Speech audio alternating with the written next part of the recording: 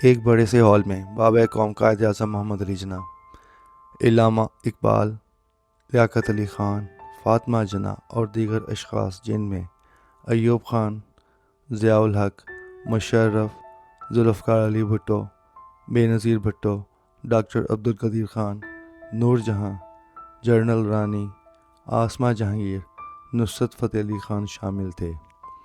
ایک پراسرار خاموشی طاری تھی۔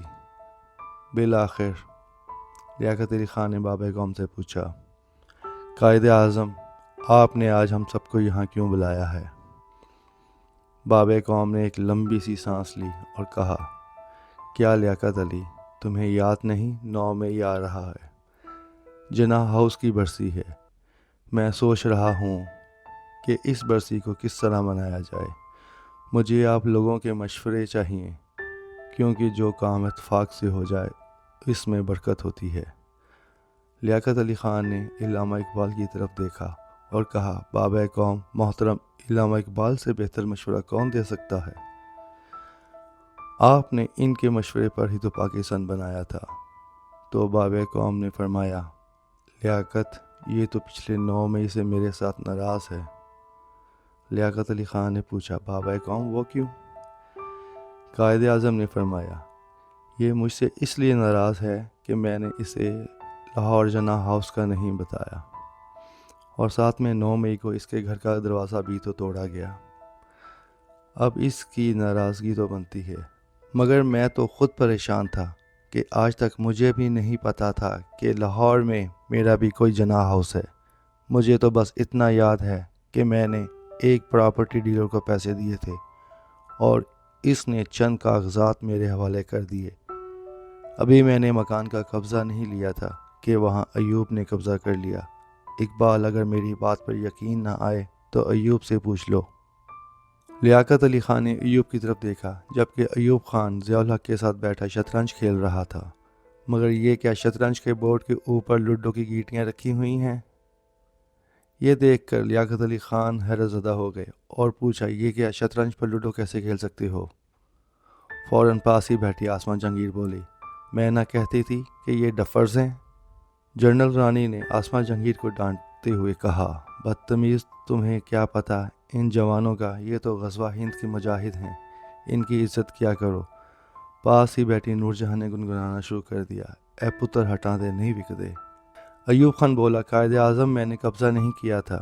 کیا آپ کو پتہ نہیں ملک ایک نازک موڑ سے گزر رہا تھا اور آپ لوگوں کی عیاشیاں ہی ختم نہیں ہو رہی تھیں؟ جب آپ کے پاس ایک گھر کوئٹہ میں تھا تو آپ کو لاہور کے گھر کی کیا ضرورت؟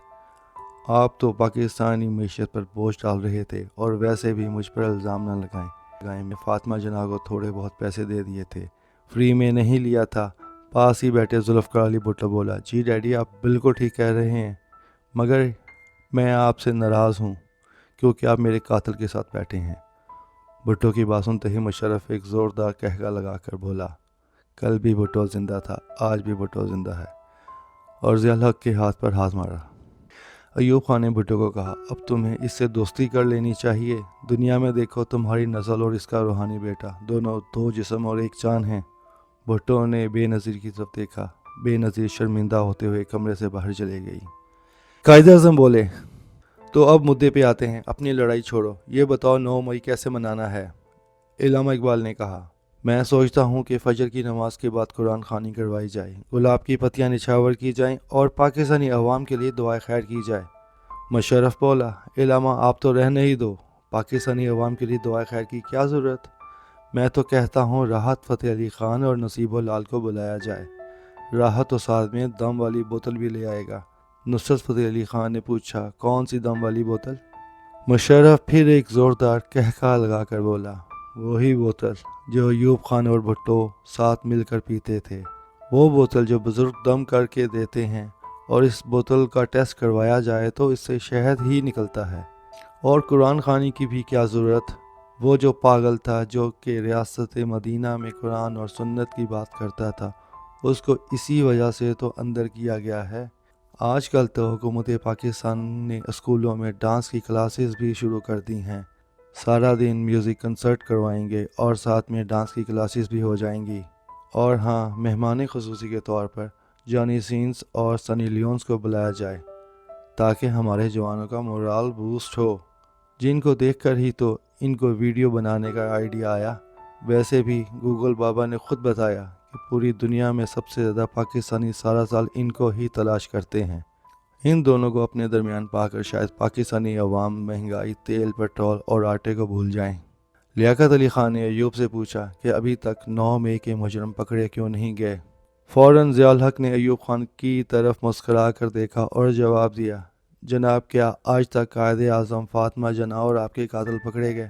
علامہ اقبال نے بات کاٹتے ہوئے کہا، مگر ہماری ایجنسیاں تو دنیا کی نمبر 1 ایجنسیز ہیں۔ مشرف کہکا لگا کر بولا، اس لیے تو آج تک پکڑے نہیں گئے۔ لیاقت علی خان نے سوال کیا کہ پاکستانیوں کو ننگا کر کے نازک اعضاء سے اینٹیں لٹکانا، کرنٹ لگانا، یہ کون سی انسانیت ہے؟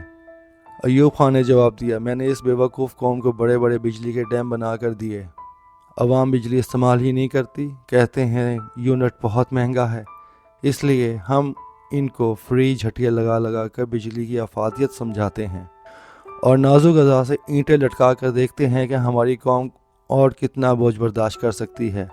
آخر اشرافیہ کا سارا بوجھ بھی تو ان کیڑے مکوڑوں نے ہی برداشت کرنا ہے۔ پاس ہی خاموش بیٹھے ڈاکٹر عبدالقدیر خان نے بوجھل دل سے بولا، اتنا سب کچھ کرنے کی کیا ضرورت؟ میں نے ایٹم بم بنا تو دیا ہے، وہ کس دن کام آئے گا؟ اسرائیل اور انڈیا سے تو تمہارے جوان دوستی کر رہے ہیں، تمہاری ٹینکوں کو زنگ لگ گیا ہے، ٹینکوں کے لیے تیل نہیں، اب جنگ ہو نہیں سکتی تو اب ایٹم بم شب برات پر تو نہیں چلانا، اپنی عوام پر ہی چلا دو، سارا کام ختم۔ علامہ اقبال نے کہا، کچھ تو ہوش کے ناخن لو، مورخ کیا تاریخ لکھے گا؟ ہمارے آنے والی نسلیں ہم سب کو کیسے یاد کریں گی؟ ضیاء نے کہا، علامہ صاحب کیا لکھے گا؟ جو ہم بولیں گے وہ ہی لکھے گا۔ اگر غلطی سے بھی سچ لکھنے کی کوشش کی تو ہمارے جوان اس کا چلہ کٹوا دیں گے یا اس کی کوئی فائل یا ویڈیو دکھا دیں گے۔ اب پریشان نہ ہوں، آج تک پاکستانی نسلوں نے وہ ہی پڑھا ہے جو ہم نے معاشرتی علوم کی کتابوں میں لکھا ہے۔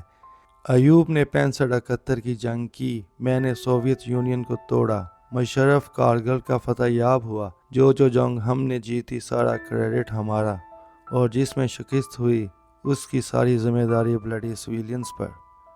آج بھی تو پاکستان میں 75% پاکستانیوں کو دہشت گرد ہم نے قرار دے دیا، جو کہ خود کو سوشل میڈیا کی بورڈ وارئرز کہتے تھے۔ ایوب نے پوچھا، ضیاء یہ سوشل میڈیا کیا ہے؟ ضیاء نے کہا، کچھ نہیں یار، بکواس ہے، شیطانی میڈیا ہے۔ آپ تو جانتے ہیں کہ ہر کام کے پیچھے امریکہ ہی ہوتا ہے۔ امریکہ نے ٹویٹر، فیس بک اور واٹس ایپ کے نام پر بیماریاں پیدا کی ہیں، نوجوانوں کو اس نشے کا عادی کر دیا ہے۔ ہر نوجوان جو سوچتا ہے دیکھتا ہے، اس کی ویڈیو بنا کر ان پلیٹ فارموں پر پوسٹ کر دیتا ہے۔ حالانکہ میں نے اس قوم کے نوجوانوں کو افغانستان سے ہیروئن کلاشنکوف کا نشہ لا کر دیا۔ ایوب خان نے پوچھا، تو اس کا حل ابھی تک سوچا کیوں نہیں گیا؟ مشرف بولا، حل تو تلاش کر لیا ہے، بہت جلد قانون بنایا جا رہا ہے، جو بھی یہ شیطانی ایپس استعمال کرے گا اس کو نامعلوم افراد اٹھا کر نامعلوم مقام پر لے جا کر نامعلوم کر دیں گے۔ پھر کچھ دیر خاموشی کے بعد قائد اعظم نے پوچھا، اور 9 مئی کے سلسلے میں کیا کچھ ہو سکتا ہے؟ مشرف، ضیاء اور ایوب نے آپس میں کچھ دیر مشورہ کیا اور جواب دیا، ہم چاہتے ہیں کہ قومی اسمبلی میں ایک نیا قانون بنایا جائے کہ پاکستان میں ہر پیدا ہونے والے بچے کے برتھ سرٹیفکیٹ پر 9 مئی کی مذمت کا پہرا شامل ہو۔ اسکول کے داخلہ فارم میں 9 مئی کی مذمت کا فارم بھی شامل کیا جائے۔